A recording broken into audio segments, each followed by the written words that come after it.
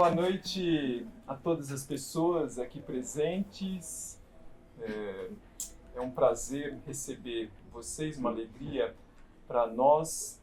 Eu queria primeiro iniciar dizendo que esse evento, essa conversa com a Jéssica Lemos, que é a nossa convidada especial, seguida da abertura da exposição dela, ela está sendo possível graças à Lei Federal de Incentivo à Cultura, mais conhecida como Lei Rouanet, pela colaboração de pessoas físicas. Então, é um negócio muito bacana, nem sempre a gente consegue apoio de empresas, né? E foi através de destinação de imposto de renda, parte, né, do imposto de renda de algumas pessoas que acreditam no que a gente faz, que a gente está conseguindo aqui, né? Pensando um pouquinho, assim, para a Jéssica começar a falar, sempre a arte, a gente estabelece uma relação sensorial, uma relação perceptiva com a arte, é uma relação que se estabelece pelo corpo primeiro, antes de nós elaborarmos racionalmente uma leitura, né? E foi dessa maneira que eu tive contato com o trabalho da Jéssica, se não me falha a memória, em 2017, num evento em que eu estava numa banca e ela estava apresentando o trabalho. Logo depois que ela chegou para fazer o mestrado em artes cênicas aqui na UFSJ, e ela mostrou o ensaio, que era um fotolivro, Mocamba.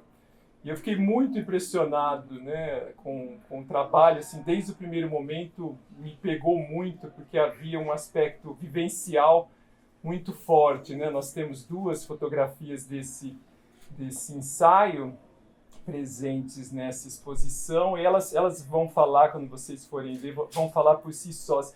Mas há um tipo de relação, um tipo de relação entre ela e essas pessoas que se estabelece pela vivência mesmo, né? Não é qualquer fotógrafo que consegue aquele tipo de intimidade, aquele tipo de proximidade. Isso no extremo que nós escolhemos para expor a mulher mais velha, né?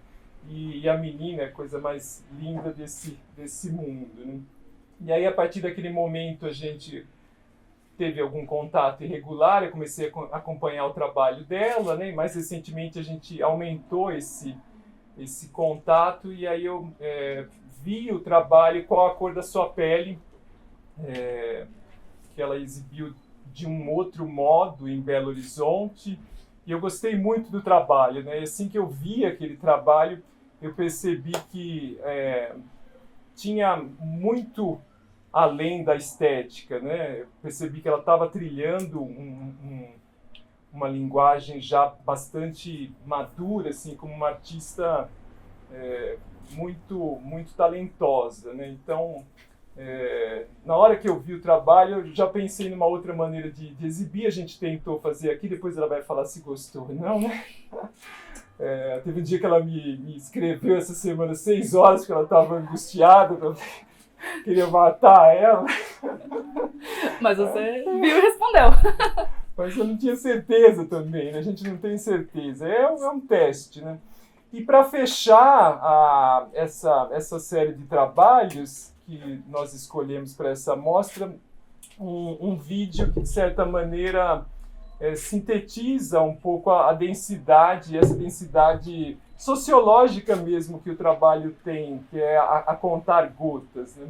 É um vídeo bastante, para mim, bastante significativo e angustiante, né? Então, espero que vocês gostem, né? Eu tenho mais algumas coisas para falar, mas eu vou abrir para a Jéssica para não me estender demais.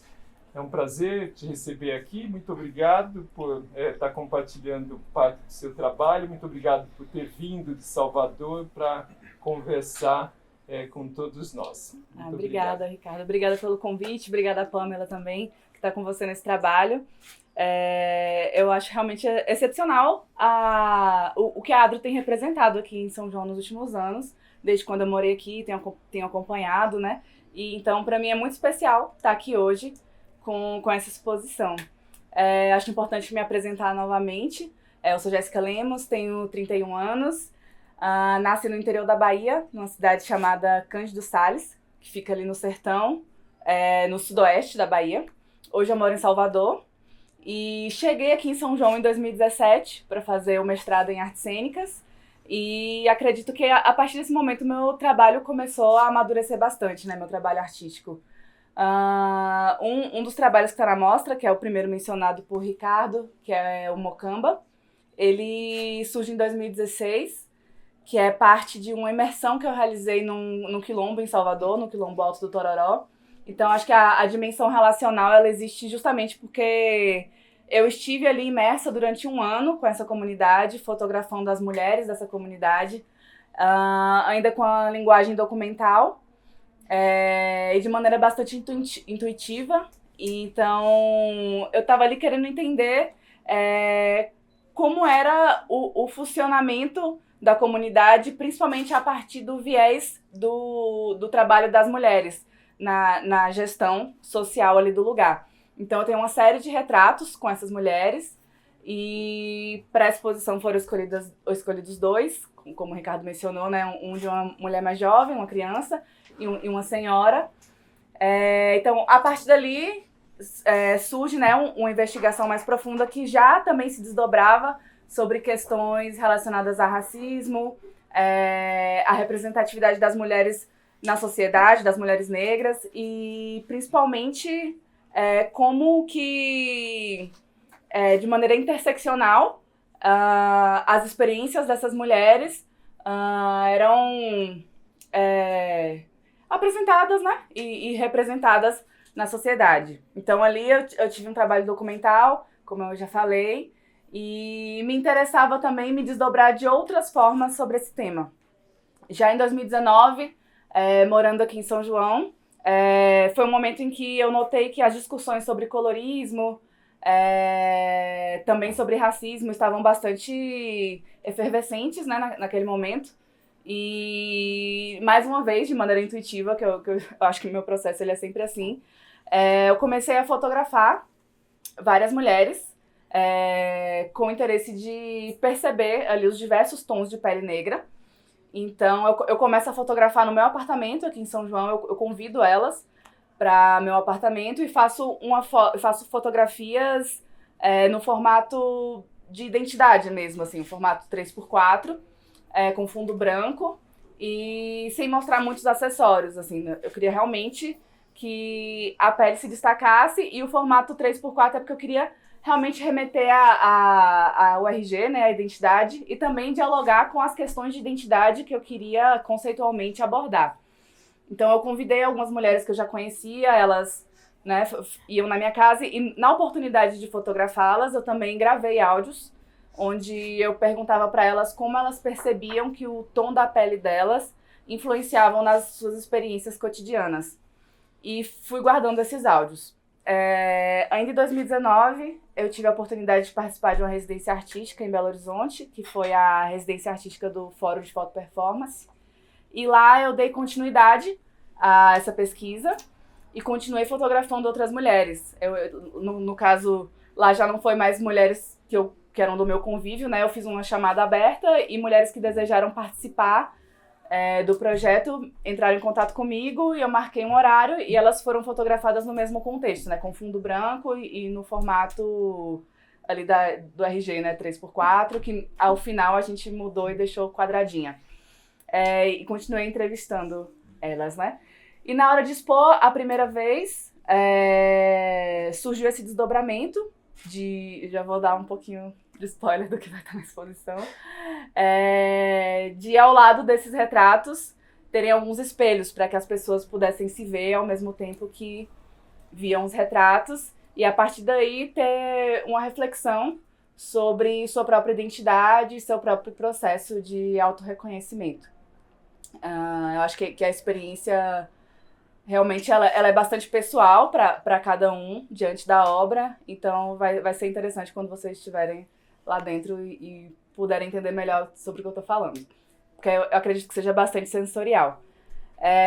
E o terceiro trabalho, A Contar Gotas, é um trabalho mais recente, ele é de 2022, e eu trago uma dimensão mais afetiva para essa discussão, E muito embasada também pela literatura de Bell Hooks, que escreve bastante sobre amor, sobre afetividade. Eu realizei essa videoarte em parceria com uma colega que performou para mim, né? Eu gravei e ela foi a performer.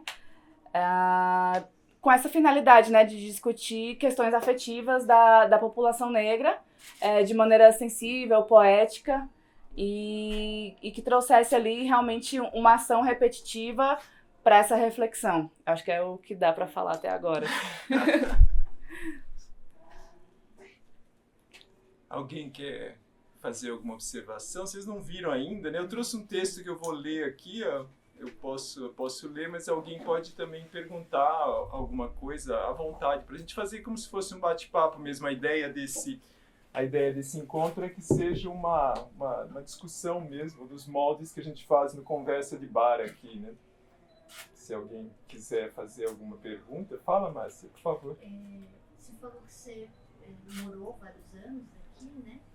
Tem alguma coisa específica que você percebeu de São João? Nessa sua percepção das mulheres, das conversas? Até que ponto é igual ou diferente de Salvador, por exemplo? Sim, tem muitas diferenças, né? São territórios completamente diferentes. Salvador é a cidade mais negra fora de África, então acaba que as relações raciais se dão de maneira diferente lá, enquanto território. E estando aqui no Sudeste, eu notava que alguns impactos desse racismo estrutural me pareciam mais evidentes, né? Inclusive nas conversas com essas mulheres. E principalmente no que se agravava se referindo às tonalidades de pele, né? Eu notava que aparentemente tinham agravantes, sem contar a minha percepção que me parecia que São João se mostrou uma cidade bastante colonialista, né? Como muitas outras cidades históricas que a gente tem pelo Brasil, né? Então, eu acho que foi a principal diferença, assim, desses dois territórios que impactaram na experiência. Uma experiência que eu achei que, assim, para mim, foi bastante impactante quando cheguei em São João, é porque tinha uma república aqui que era chamada Senzala, né? E aí tinha creche em Aneves. E eu ia passando pelos lugares e ficava bastante impressionado com o resquício da colonização aqui, né, no período escravocrata e tudo mais. E quando a gente anda no centro da cidade, a gente quase não vê pretos. E quando você vai pro Tijuco, mais lá para dentro, o Bonfim lá em cima, o Matozinhos, aí a cor da pele muda bastante. Você percebeu isso quando você entrou em contato com essa cidade aqui? Essa distribuição territorial a partir da cor? Sim, isso me chamou bastante atenção. Deu para perceber que, principalmente, o contexto social aqui do centro histórico era da parte mais periférica era outra. Inclusive, isso impactou em um outro trabalho que eu também fiz em 2019, que eu exibi no Inverno Cultural, que foi uma instalação fotográfica que eu chamei de Olhares da Diáspora, que foi também um desdobramento do trabalho de Mocamba, né, que foi o trabalho que eu fiz no Quilombo, que eu fiz uma intervenção urbana com lambi-lambis gigantes, foi de 2 por 1,5, no Matozinhos, que eu considero ainda uma região central, né? Mas a ideia inicial era de distribuir essas fotografias pelo centro histórico para justamente gerar esse impacto visual, né? De como territorialmente e racialmente eu percebo a cidade dividida. Então eu acho que desde o início deu para notar isso sim, tanto que foi a partir disso que eu defini esse trabalho. Não sei se quem estava aqui em 2019 chegou a ver, era um mural que estava na escola lá do Matozinhos, na avenida principal. Ainda tem imagens lá, pedaços de imagens. Tem ainda? Tem. Eu achei que eles já tinham reformado, mas ela ficou lá durante alguns anos. Fala um pouco pro pessoal como que surgiu o nome Mocamba. Sim. Mocambo significa quilombo. Então, quando eu defini o recorte do trabalho, eu tentei ressignificar o nome e criei o Mocamba, né, que era para trazer para o feminino o aspecto de quilombo.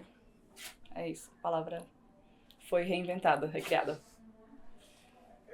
Eu acho também que assim, esse trabalho tem uma representatividade muito grande, que eu percebo que assim, talvez não tenha alcance na parte cosmética, né? Que muitas, nessa parte aí de colorimetria, né? Muitas mulheres negras têm dificuldade de achar, por exemplo, a base, né?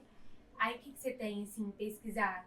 Porque eu acho que eles excluem um pouco essa parte, né, do público negro, né? E foca mais as maquiagens, assim, né, de tons mais claros. Sim, mas acho que ultimamente já tem tido no mercado uma diversidade de tons que ainda não abrange, né, a quantidade de tons que a pele negra tem, mas já tem surgido produtos novos que contemplam. Ah, sim, bacana. Porque assim, até onde eu tinha visto não tinha tanta abrangência, né? Agora eu acho que eles já estão, né, pensando. Tem, inclusive, a Fenty, a Boca Rosa, já tô falando marcas aqui, né? Mas a Rihanna lançou uma marca, lançou uns produtos. Então tem sim. Bacana. Pode falar. Na verdade, complementando um pouco do que o João falou. Essa diferenciação do centro da cidade, eu falava, e eu já tinha morado um tempinho em Ouro Preto, e tem poucos negros, né? Em São João, até que eu me comecei, eu moro depois do Tijuco. Lá tem um povo preto. Mas ainda tem uma outra consideração que eu queria ver se você também notou. O tratamento dos cabelos. Lá ainda está muito. A influência da igreja neopentecostal é muito forte. Então ainda tem essa história muito de esticar cabelo. Tem pouco ainda esse orgulho do cabelo encaracolado, sabe? Eu reparei isso muito lá. Agora, enquanto que aqui já tem mais, eu acho que mais influência da universidade, tudo, esse orgulho da raça, orgulho da cor e o cabelo. O cabelo fala muito, né? Da cor. Sim, né? Eu acho que o cabelo é identidade, sem dúvidas. E a universidade, ela realmente é um nicho de discussões múltiplas. Mas, de maneira mais pessoal, eu não julgo ou considero que um cabelo alisado ou um cabelo natural seja tão impactante nessa representatividade. Eu acredito mais no direito individual de escolha e que todas as formas são legítimas. Pode falar, Júlio. Eu gostaria de saber o que te levou a interessar pela fotografia e abordar esse tema que você está fazendo com a fotografia. Por que a fotografia? Como linguagem. Então, eu sou fotógrafa desde muitos anos. Se eu for procurar a fundo por que a fotografia, eu vou dizer, desde que eu era criança, que eu via meus álbuns de família e ficava encantada com as fotos da minha mãe, com fotos antigas, talvez ali já existia um encantamento. Enquanto artista, eu trabalho com fotografia desde 2012 e essa é a minha linguagem, é a linguagem que contempla a poética que eu quero trazer. Ao longo dos anos eu fui interagindo com outras linguagens, como a performance, o teatro, e enfim, tem contemplado outras multiplicidades, mas originalmente a fotografia tem representado aquilo que eu desejo. E a escolha do tema? A escolha do tema, ele faz parte da minha vida, né? Eu sou uma mulher negra, então acaba que tudo que eu tenho trazido na minha poética fala também sobre mim, sobre a minha história, sobre as minhas experiências. Pode falar. Eu tenho duas perguntas. Claro. Por que primeiro, você acredita que, levando em consideração a nossa colonização, existe alguma possibilidade de todo mundo não ter uma parcela um pouco racista? Todo mundo. Assim, no Brasil. Você não acredita nisso? Sim. Acho que sim. Acho que o racismo ele é estrutural e chega a ser impossível a gente pensar num 100% de descolonização. Acho que é quase impossível, né? A gente tem marcas da colonização a todo momento, por exemplo, desde a estrutura do lugar que nós estamos, nossos hábitos, eles estão marcados por isso, né? A gente vive em um país colonizado, então não acredito. Eu gostaria de complementar também. A nossa Constituição identitária como nação, ela se estabelece sobre um mito, né? E o mito ele tem um poder muito grande, que é de se disseminar de uma maneira quase que subterrânea e ser incorporado como parte dos hábitos, né? E a pior violência é aquela que você naturaliza pela repetição. Então, o racismo, ele não é só um desdobramento do período colonial, ele é, na verdade, um aprimoramento de dispositivos que continuam favorecendo uma determinada classe social, né? E isso afeta a condição de ser, principalmente, das pessoas afrodescendentes, das pessoas negras, né? Porque o tempo todo há esse olhar do outro que nega, né? Que nega a sua condição enquanto ser. Então a gente vive num país muito racista, machista, homofóbico, muito violento, e é muito difícil assim a gente pensar numa mudança se a gente não assumir que nós somos um país racista, né? Então acho que a primeira coisa que a gente precisaria fazer para iniciar uma mudança é essa divulgação mesmo, no sentido da educação, de nós percebermos, como ela disse, onde nos nossos hábitos estão essas representações, essas ações inconscientes que nos levam a ter uma postura tão radical, tão violenta, tão excludente, tão desumana e, se a gente pensar, tão sem sentido também, né? O Ricardo, também uma questão que eu vejo aí, por exemplo, o Brasil tem um tipo de racismo, né, de classificação, que é baseado na marca, né? O americano, o estadunidense, o racismo é baseado na origem. Tanto que a moça que casou lá com o príncipe é considerada preta, né? No Brasil ela não seria uma black person, seria uma pessoa que teria o que se chama de passamento. Até o termo é horrível, como se a pessoa tivesse escapado de ser preta. É igual, por exemplo, a Jéssica chegou e se declarou preta, né? Então, ela teria um passamento pelo fato de não ser retinta, porque o nosso Constituição é uma Constituição de marca. Tem um sociólogo chamado Horaci Nogueira que ele fez o primeiro trabalho sobre isso, como é que o Brasil teve uma história, por exemplo, como é que os mulatos, os considerados mulatos, eram usados para poder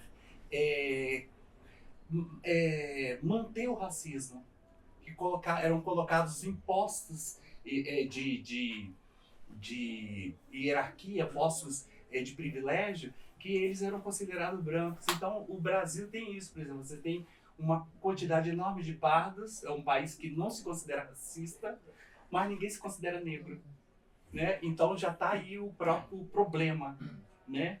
E no Brasil a gente não faz essa distinção. Então você vai criando uma hierarquia que vai do retinto até o não retinto, né? Mas o pardo claro, por exemplo, ele não fala que ele é negro, né? E quando você vai fazer um movimento negro unificado, você precisa dessa soma de pessoas para poder criar uma representatividade, para poder criar leis e tudo mais. Então acho que o Brasil tem esse grande problema, né? Que todo mundo a maioria é negra e não se declara negra e também não se declara racista. Acho que a única coisa que une todas as classes é a negação do racismo, né? Isso daí não sou eu que estou falando, né? São vários autores. O Gessé Souza, por exemplo, fala isso, que A única coisa que une todas as classes, que nos aproxima enquanto classe, é a negação do racismo, né? E ele é uma das pessoas que fala que o racismo é um problema social, não é um problema só das pessoas negras. Lógico, as pessoas negras são afetadas cotidianamente, constantemente, por toda essa violência, por toda essa estrutura. Mas se a sociedade não se articular como um todo, é muito difícil que a gente mude essa condição onde nós temos hoje, assim, nesse exato momento, 13 milhões de pessoas abaixo do nível da pobreza e 81 milhões de pessoas no nível da pobreza. Então a distribuição é muito desigual aqui. Ela afeta sobretudo a população afrodescendente, a população de negras e negros, né? Tem uma frase do Milor Fernandes que eu gosto, que é: o Brasil tem um grande passado pela frente. Acho que define. Não resolveu o passado, não vai dar. E essa história, né, a gente não resolve, encara a escravidão de frente, que foi o último país a abolir a escravidão, né? Então, assim, a escravidão negra, e mesmo assim ela se manteve a partir de outros mecanismos. Por exemplo, a negação de propriedades, o fato da mulher trabalhar na senzala e depois ela trabalhar nas plantações, nas plantations viraram urbanas, as casas de trabalho doméstico, né? A lei da vadiagem, né? Que a pessoa não poderia, se ela não tivesse empregada, ela seria presa. Então, você tirou da senzala e colocou na prisão, que é hoje a maioria das pessoas pretas nos Estados Unidos, né? Tem lugares como a Filadélfia que tem o tanto de pessoas em prisão é maior do que as pessoas escravizadas no período da escravidão. Então, assim, e as pessoas são compradas pelas grandes empresas. Quando uma pessoa é presa, as empresas lutam por essa pessoa, porque essa pessoa vai trabalhar para a empresa dentro da cadeia. Então, tá vendo? É um mecanismo que não, ele se perpetua através de leis, né? Várias leis que vão sendo construídas. Por isso que é importante essa representatividade da maioria, né? Hoje, por exemplo, a questão no Brasil, eles querem privatizar as prisões também, né? Existe um projeto no Congresso. Então, privatizar as prisões é colocar a população negra, que é a população que está presa, né, na mão de empresários. Para trabalhar para eles. Então, é um processo muito, muito terrível. Ou seja, a situação se mantém de outras formas, com outros mecanismos, né, muito mais sutis.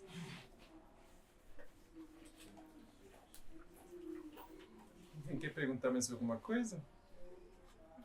Eu vou... Pode falar, Márcia. Eu só quero saber, eu imagino assim, tem um movimento negro no Brasil inteiro, né? Se você acompanha alguma coisa lá em Salvador, como é essa interação de você como artista com os movimentos sociais? Sim, Salvador também tem um movimento negro unificado, que é bastante representativo. Eu não faço parte especificamente associada ao movimento, mas eu sou associada à minha experiência diária, né? Eu vivo também na região periférica da cidade, eu vivo em comunidade, e as minhas experiências sociais estão conectadas também com a luta e com a militância. Não apenas direcionada ao movimento negro, mas existem diversos outros movimentos que estão, né, em luta contra o racismo, o machismo e as demais opressões. Não tem uma articulação, alguma articulação desses movimentos que você participa, né? E esse movimento negro unificado. Estou pensando em termos de organização. De organização política? Nacional. Não. Nem tudo está tão articulado nacionalmente. Infelizmente. Porque tem um atravessamento político também muito forte dentre esses movimentos. Eu vou ler um trechinho aqui de um artigo que foi publicado em 17 de maio de 2002. E acho que esse texto, que é de uma filósofa muito importante e que nós, na universidade, estamos tendo contato só agora, que em toda a minha formação eu não tive, né? Então a gente percebe o que ela própria trata muito bem como epistemicídio, né? Que é esse apagamento da pessoa negra como produtora de conhecimento, né? Então é um texto da Sueli Carneiro que foi publicado no Correio Brasiliense pela primeira vez em 17 de maio de 2002. É um trechinho, tá? Mas que tem muito a ver com a exposição da Jéssica, muito assim, eu acho que tem muito a ver, e evidencia realmente essa dimensão sociológica que o trabalho dela tem, para além de ser um trabalho esteticamente muito bem acabado. Assim. É um trabalho que eu sou fã.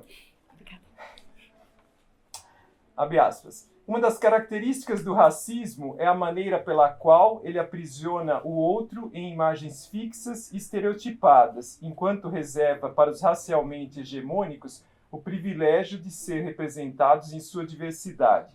Assim, para os publicitários, por exemplo, basta enfiar um negro no meio de uma multidão de brancos em um comercial para assegurar suposto respeito à diversidade étnica e racial e livrar-se de possíveis acusações de exclusão racial das minorias. Um negro ou um japonês solitários em uma propaganda povoada de brancos representa o conjunto de suas coletividades. Afinal, negro e japonês são todos iguais, não é mesmo? Brancos, não, são individualidades, são múltiplos, complexos e assim devem ser representados. Isso é demarcado também no nível fenotípico, em que se valoriza a diversidade da branquitude. Morenos de cabelos castanhos ou pretos, loiros, ruivos, são diferentes matizes da branquitude que estão perfeitamente incluídos no interior da racialidade branca, mesmo quando apresentam alto grau de morenice, como ocorre com alguns descendentes de espanhóis, italianos ou portugueses, os quais, nem por isso, deixam de ser considerados ou de se sentir brancos. A branquitude é, portanto, diversa e policromática. A negritude, no entanto, padece de toda sorte de indagações. Insisto em contar a forma pela qual foi assegurada no registro de nascimento de minha filha Luanda a sua identidade negra. O pai, branco, vai ao cartório. O escrivão preenche o registro e no campo destinado à cor escreve branca. O pai diz ao escrivão que a cor está errada, porque a mãe da criança é negra. O escrivão resistente corrige o erro e planta a nova cor, parda. O pai novamente reage, diz que a filha não é parda. O escrivão, irritado, pergunta, então, qual é a cor da sua filha? O pai responde, negra. O escrivão retruca, mas ela não puxou nem um pouquinho ao senhor? É assim que se vão clareando as pessoas no Brasil e o próprio Brasil. Então, acho que qual a cor da sua pele expressa justamente esse multicolorismo que também caracteriza a população negra brasileira, né? Então, acho que é um trabalho bastante importante por isso. Pode falar. Eu queria saber como que se você tem uma reflexão sobre essa figura do pardo, né? É uma coisa tão assim... complicada no Brasil, né? Quem é o pardo? Né? O que é ser pardo? O que é pardo, né? Não é branco, não é preto, é pardo. Né? Você tem uma reflexão sobre isso? Isso entra de alguma forma no seu trabalho? Isso entra no trabalho porque automaticamente estou falando, né, na obra Com a Cor da Sua Pele, sobre os múltiplos tons de pele e automaticamente sobre colorismo. E ali você vai ver pessoas de tom escuro, pessoas pretas e pessoas mais claras. Então, o termo pardo ele foi usado pelo IBGE para incluir essas pessoas que são negras, mas que não são pretas retintas. Então, há uma problemática, porque pardo não é uma cor, mas ao mesmo tempo, outra problemática é que as pessoas indígenas também muitas vezes são classificadas como pardas, e aí a gente tem essa dificuldade de definir racialmente e realmente ter dados reais.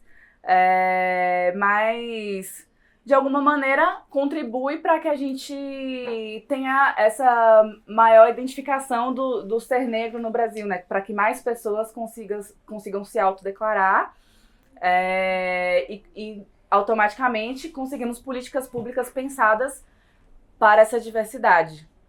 Então a minha reflexão está nesse lugar e, claro, o trabalho também vai trazer isso. Você acredita que o retinto sofre mais hoje? Sim, é uma das coisas que eu abordo no trabalho, porque, como eu falei, quando eu fiz os retratos das mulheres, eu gravei áudios perguntando para elas sobre como o tom da pele delas influenciava na experiência cotidiana delas. Então, esses áudios eles estão na exposição junto com a obra, e vocês vão observar os diferentes depoimentos. Então, isso também foi observado, porque para cada tom de pele havia uma expressão de racismo diferente, e automaticamente, quanto mais escura a cor da pele, mais violência racial essa pessoa vai sofrer. Inclusive, é importante mencionar a violência policial também, que atravessa esses diversos tons de forma mais expressiva, né? Oi.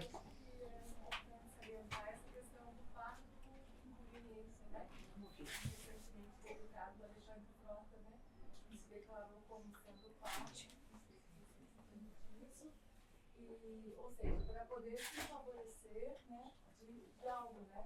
Então, assim, quando convém, eu sou pardo, eu sou preto, eu sou negro, porque eu vou ganhar algo com isso, né? Então, é delicado a gente ver esse tipo de situação também, né? A gente já é tão, basicamente, assim, judiado, tão pisado, nós, né, negros, e ainda ver pessoas pegando gancho, né? Tipo, qual proveito eu posso tirar desse tom de pele? É difícil lidar com essa situação. Sim, a gente tem que ficar na reunião, né, Jéssica? Sim, esse assunto como um todo ele é muito delicado. Eu acho que discutir vive. Tem a dele como diversas pessoas brancas que fraudam cotas, por exemplo. A gente vê as cotas em concursos, cotas na universidade, o que dificulta mais ainda o processo das políticas públicas pensadas para a população negra.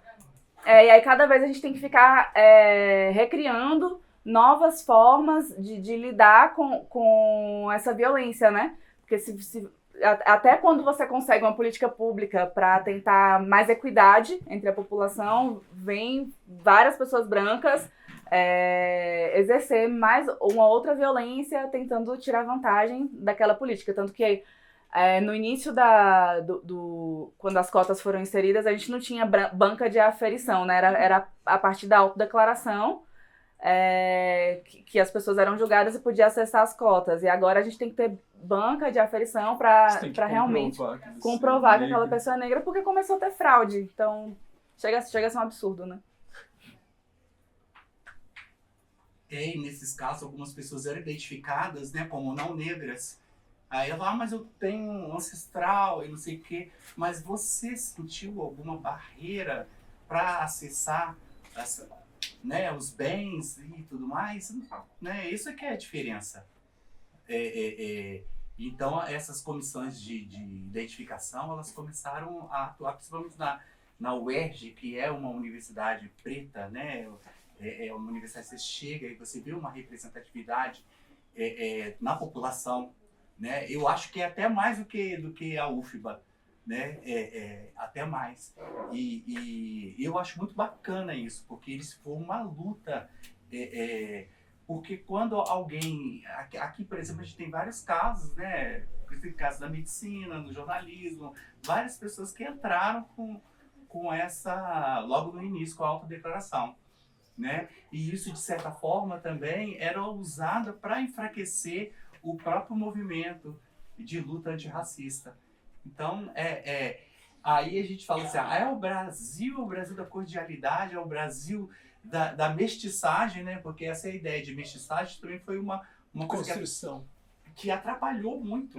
Atrapalhou muito, porque a partir da obra do Gilberto Freire, a Unesco declarou o Brasil como exemplo. Ele era usado como exemplo em países como a África do Sul, que tinha um apartheid, e nos Estados Unidos, onde a luta racial era muito acirrada.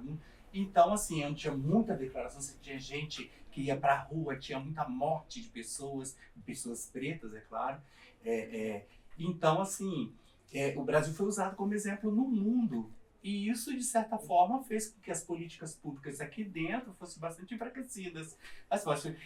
Se a pessoa tivesse uma pessoa como Sueli Carneiro, que luta desde quando nasceu, né? Ou a Beatriz Nascimento, que foi morta na frente de muita gente, na Lapa. Então, tinha essas pessoas, elas não tinham nem como lutar, porque assim, essas pessoas cheias de mimimi, um país que é uma democracia racial, né? Assim que era declarado universalmente. Então, o Brasil é um caso muito difícil. Aí, quando a gente vê essas pessoas entrando nas cotas, a gente vê que existe uma luta assim, organizada para desestabilizar esses movimentos, né? Porque se você fazer um curso de medicina, sempre existiu uma cota para branco, né? Sempre existiu. Basta ir no curso.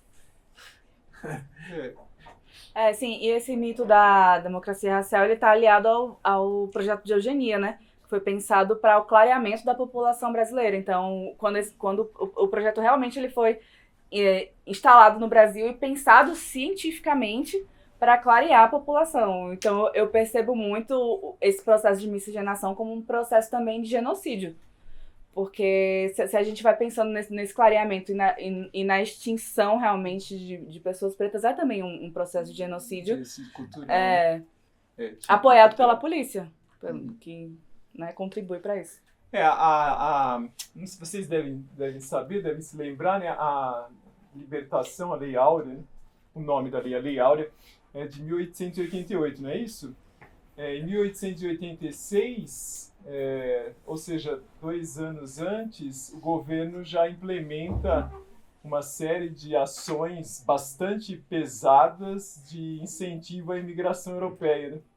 Então, antes mesmo que haja essa libertação, o governo já começa a difundir a implementação do trabalho branco, né? E aí o negro que estava numa condição de casta, onde a mobilidade era inexistente, ou muito difícil, praticamente impossível, ele de repente está em igualdade de condições com o branco. Mas que igualdade é essa se você, nas senzalas, sequer podia constituir família? Eu nunca tinha pensado nisso, né? Era proibida a constituição de família. E aí você sai de uma sociedade de castas, uma sociedade com estratificação absoluta, e vai para uma sociedade com liberdade total, sem as mínimas práticas de socialização, né? Então, o desdobramento pós-Lei Áurea, ele é muito mais tenebroso do que o que ocorria antes, por incrível que possa parecer, né? Então, as condições que foram impostas à população negra, e aí também, novamente, o trabalho da Jéssica acho que é bastante importante, e em particular para as mulheres, é absurdo, assim, né? Porque como tinha a lei da vadiagem, existia começou a se estruturar um dispositivo de racialidade, como a Sueli Carneiro fala, em torno da cor da pele, né? O que ocorre é que o negro, o homem, quase não consegue inserção na sociedade de classes, como fala o Florestan Fernandes, né?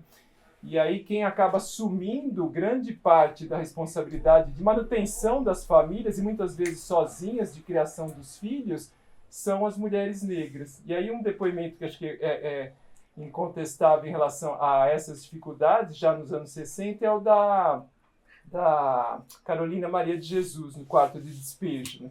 Então todo mundo deveria ler A Integração do Negro na Sociedade de Classes, do Florestan Fernandes, Quarto de Despejo, da Carolina, e Dispositivo de Racialidade, da Sueli Carneiro, né? Quando a gente lê esses livros, a gente entende realmente que a sociedade não vai se alterar nunca se a gente não tiver uma implantação de uma educação antirracista, né? As crianças, eu lembro do Caetano, acho que com 4 anos, na apresentação da exposição da performance da Lucimele, a primeira apresentação, 1000 litros de preto, eles ficaram olhando, não entenderam, eu conversei um pouco, e aí ele virou para mim e falou assim, mas pai, 4 anos, né? É só a cor da pele. Então veja, a gente não nasce racista, né? As crianças não nascem racistas. O racismo é uma construção cultural que se difunde pela naturalização e pelos hábitos, né? Então, se a gente não trabalhar na escola, na educação, na universidade, no cotidiano, essa situação de manutenção de violência, de opressão, vai perdurar, né? Eu acho importante também falar que eu acho que essa questão da colorimetria, né, ela teve uma influência muito grande no ordenamento jurídico, porque atualmente eles inseriram a injúria racial. E tem o racismo, né, que é inafiançável e imprescritível, só que o preconceito a determinado grupo, né? Já a injúria racial seria direcionada ao indivíduo. Então, acho que seria isso que ele falou, que tem certos tons que sofrem mais. Eu acho que por isso que teve essa separação. Foi bem recente que eles introduziram isso. Né? Eu achei, assim, melhor, né? Nessa questão de possibilitar que pessoas que cometam, né, essas violências sejam punidas, né, abrangendo mais. E essa questão de ser inafiançável e imprescritível, né, que tá dando uma questão, assim, um impacto maior, eu acho, né, do que em relação antigamente, igual você tinha comentado, né, da Lei Áurea, eu acho que era mais branco. Agora ainda tem muito que evoluir, né, mas eu acho que eles estão pensando mais nessa parte. Isso é interessante ela observar, né? Ela falou, só recentemente foi isso. Então, isso é uma característica da humanidade, né? Pensando juridicamente, né? O direito, ele está sempre atrasado. O direito está sempre atrasado. Né? Por exemplo, o estupro como arma de guerra existe há, sei lá, milênios. Ele só se tornou um crime de guerra, considerado um crime de guerra no final do século XX, com aquele conflito da Bósnia e Herzegovina, porque 2 mulheres que foram violentamente estupradas em conflito, né, entraram no Tribunal Internacional e lutaram durante anos até que a lei fosse instituída. Né? Então, o fato de uma lei que ampara as pessoas que sofrem essa violência ser estabelecida agora, né, reflete justamente essa dimensão de quanto a nossa sociedade ainda precisa se modificar, né? Sim, e tem a questão também nas fazendas, né? A maioria das mulheres que eram estupradas pelos patrões, em sua maioria eram negras, né? Uhum. E naquela época acho que não foi tomada nenhuma providência em relação a isso. Nenhuma. E é curioso também que, assim, a gente tem o conhecimento ocidental, ele é um conhecimento racista. Você pegar a filosofia moderna, você pegar os pensadores como Heidegger, Hegel, Kant, Adorno, Horkheimer, são todos essencialmente racistas. Né? O Adorno e o Horkheimer, por exemplo, o Adorno tem um trabalho sobre jazz, que ele chama os músicos de jazz de palhaços excêntricos. E fala que é uma música extremamente repetitiva. Então, como que a música é repetitiva, se eles nem partitura tinham, uma gravação era diferente da outra. Então você vê que era uma coisa assim, declaradamente racista. O Kant chega a dizer que a África nunca deu nenhuma contribuição cultural para a humanidade. E ele tinha um pensador jamaicano, que na época se destacava, e ele falou que chamou o cara de papagaio, que ele só repetia teorias. Era assim, o Stuart Hall da época. Você tem o Du Bois, né, que é o americano, que alguns chamam de Du Bois. Ele tem um rigor metodológico tão... tanto quanto o Max Weber ou Karl Marx. Mas é um pensador negro. Então, ele nunca foi agora que as teorias, tem pessoas como Sueli Carneiro, como Attila Mbembe, que escreve um livro chamado A Crítica da Razão Negra, que ele pega a crítica da razão pura, da razão prática, do Kant, joga tudo no lixo, sabe? E desses filósofos todos aí... Fanon, o Aimé Césaire, que é outro também, que colocou tudo, questionou a filosofia moderna. Principalmente os alemães, os franceses, são muito racistas. E a gente está falando de uma coisa anacrônica. Não é anacrônica porque já existia toda uma teoria sobre raça, inclusive de que, né, não haveria inclusive racismo, porque todo mundo seria de uma raça só. Né? Então, aí tem todo né, o texto de Adorno, você lê hoje, dá até um certo asco. Você lê uma coisa tão racista. E hoje os filósofos negros estão revendo isso. Né? Mas olha quanto tempo demorou, né? Para a gente chegar a pensar e pegar esse conhecimento. Imagina pegar a biblioteca lá e falar, nossa, aqui hoje que eu li já não presta mais. Mas é bacana fazer esse movimento. Né? Acho que é bacana. Vamos ver a exposição.